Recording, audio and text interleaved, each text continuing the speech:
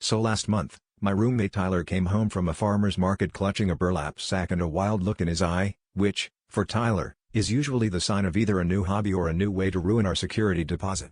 He announced, with the confidence of a man who once tried to make toilet wine in our bathtub, that he was starting a compost bin, right in the living room.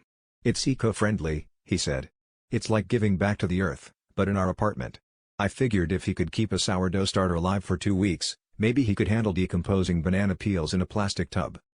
For the first few days, it wasn't so bad.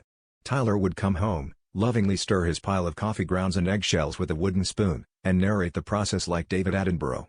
But by the end of the first week, things started to ferment. The smell crept out like a polite British ghost at first, but then decided to haunt us full-time, to the point where Febreze became our main source of oxygen. Friends stopped visiting. The cat stopped sleeping in the living room. Even my scented candle gave up and burned itself out. Then came the fruit flies. One morning, I walked in to find Tyler standing in the middle of a swirling, biblical cloud of gnats, wielding a fly swatter like a tennis racket. He'd made little vinegar traps, hung orange peels from the ceiling, and even tried to negotiate with the flies, "You can have the banana, but please leave my cereal alone." It was like living in a low-budget nature documentary, or an avant-garde fruit salad commercial. Our landlord texted, "Is everything okay? The building manager says there's a humming sound coming from your unit."